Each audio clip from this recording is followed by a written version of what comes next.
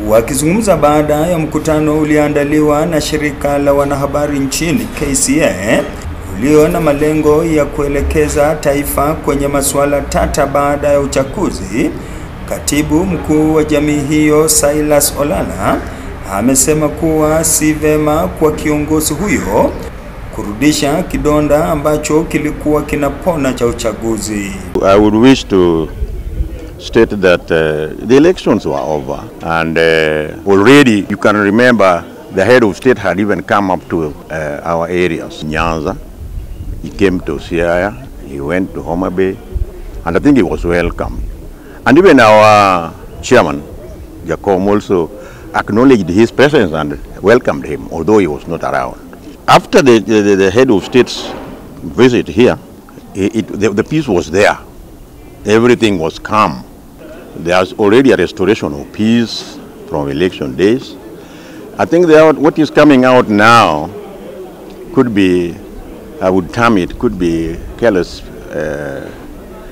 handling of matters that are emerging, because wamesema kuwa ni vema viongozi hao kuzungumza na kutaka wale wanaopotosha wa Kenya kuwajibikia matamshi yao. Yeah, those misleading young Kenyans, I would wish to state that they should be identified and should be told off.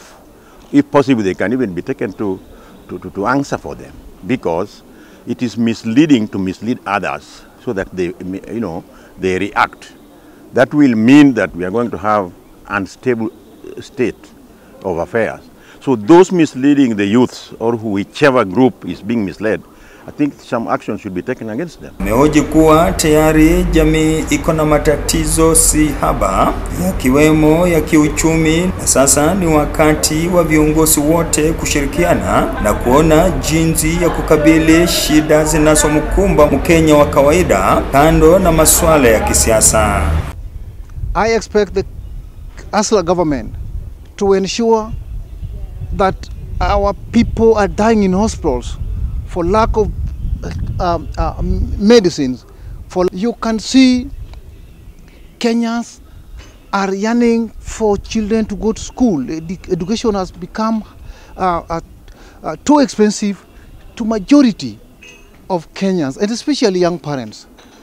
Some of them cannot even take their students or their children even in nursery schools. Ni kutokana na hili shirika la KCA limejitokeza kutoa mafunzo kwa makundi ya watu nchini, kama vile mwenyekiti wa shirika hilo William Olojanak anasema. So we have just created space for stakeholders, and this is actually from the Nyanza region, some of them from Western, to discuss the issues around disinformation. This is under project that KCA, that is the Kenya Correspondents Association, is implementing in partnership with the Deutsche Welle Academy, which is a German organization that is our partner.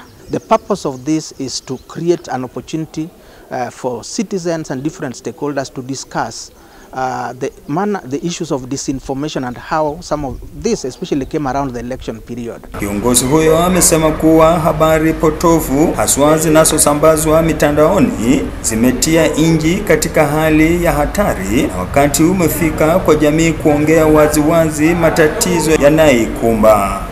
So the whole disinformation question is creating disharmony among communities.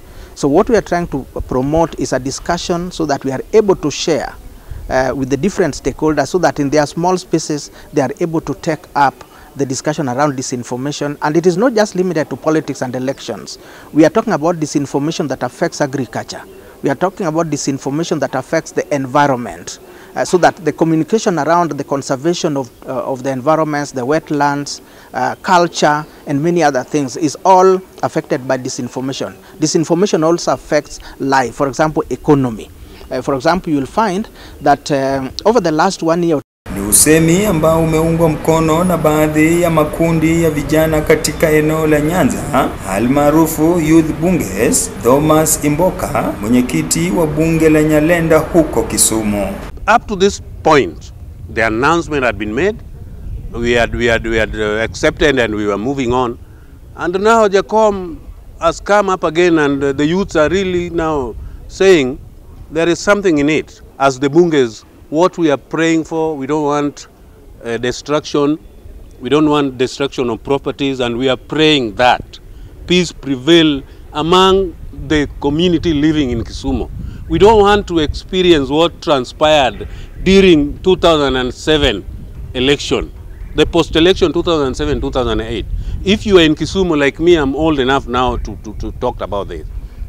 I've been here, I was born here and raised here. This is my hometown. Kundi hili sasa linatoa wito kwa serikali ya Kenya Kwanza kuangalia mbinu za kuwasaidia vijana wanaokaa bila kazi ili waepuke ama kujiepusha kutoka katika vitendo viovu. Always we are preaching peace, and we are telling the X generation, I used to call it the X generation, because they are the young generation which they don't know what they are supposed to do. I'm telling them to keep peace. And I'm urging the government also to look on how they can help the youth, because you cannot plan with somebody for 8 years in primary, 4 years in secondary, another 4 years in university. Then by the end of it, after getting degree, he has nowhere to go. So this is what is bringing a lot of insecurity. So they should plan for this. I don't know whether the government has all the plans and arrangement for the youth. Because kutoka jijini Kisumu nikiharifia TV Magharibi, naitwa Dan Ndunde.